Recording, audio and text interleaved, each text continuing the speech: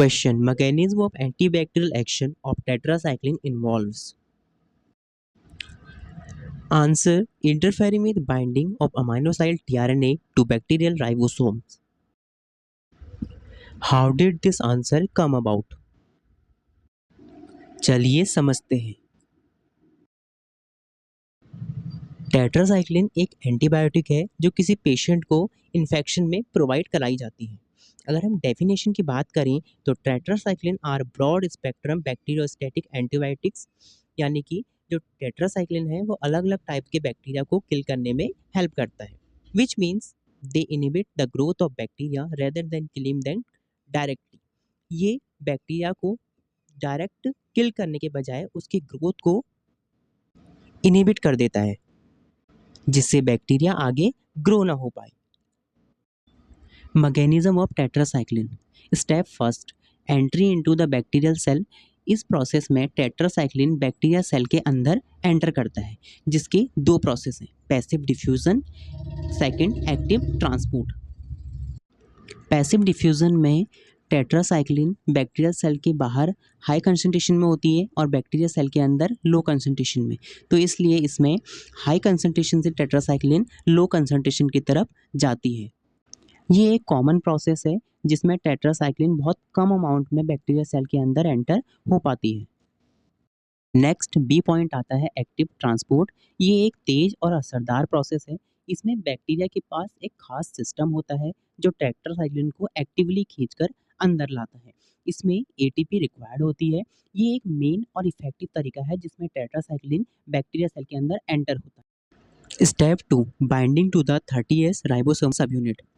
अब यहाँ पे 30S होता है स्मॉल पार्ट एंड एक 50S होता है, वो होता है लार्ज पार्ट, जो राइबोसोम के अंदर पाए जाते हैं, और राइबोसोम बैक्टीरिया सेल के अंदर पाया जाता है।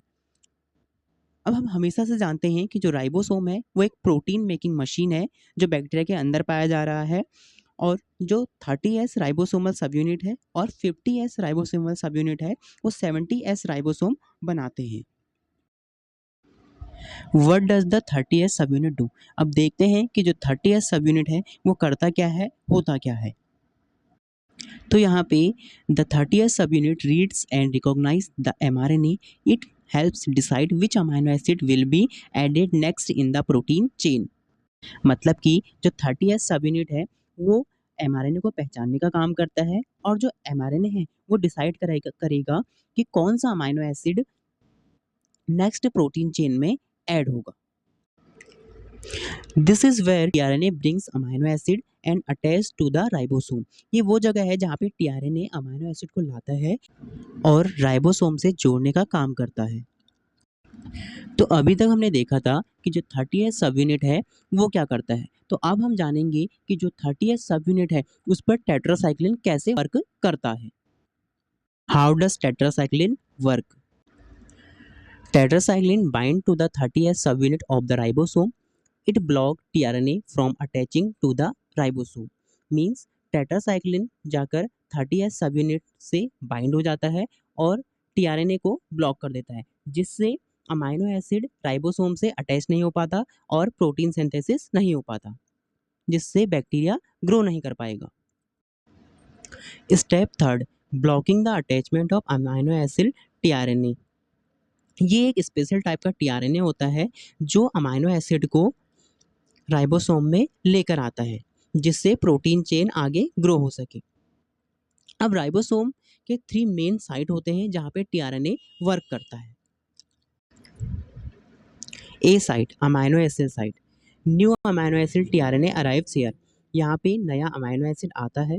Second, P site, peptide site, या amino acid are joined together here. यहाँ पे अमाइनो एसिड आकर जुड़ता है और एक लंबी चेन बनती है।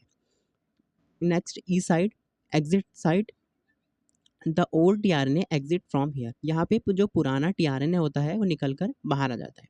Now understand this. When a new amino acid come to be added during protein synthesis, it arrives as a amino acid tRNA at the A site. But tetracycline bind to the 30S subunit of the ribosome and block the A site.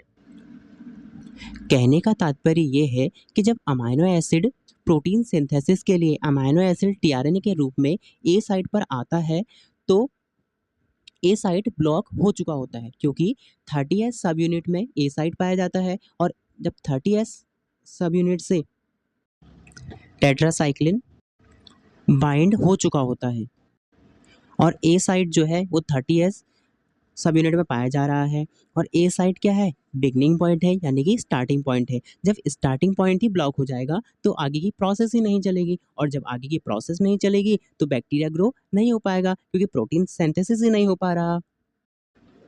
Step 4, inhibition of protein synthesis.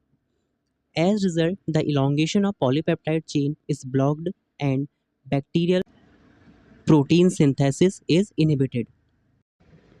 और अंततः polypeptide chain या protein chain block हो जाती है और protein synthesis भी inhibited हो जाता है।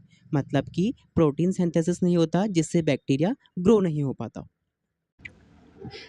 Step 5 and last, without proper protein synthesis, bacteria cannot grow or reproduce, leading to a bacteriostatic effect.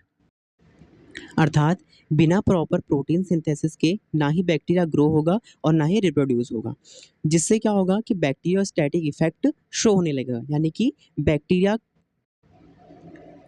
किल होना स्टार्ट हो जाएगा।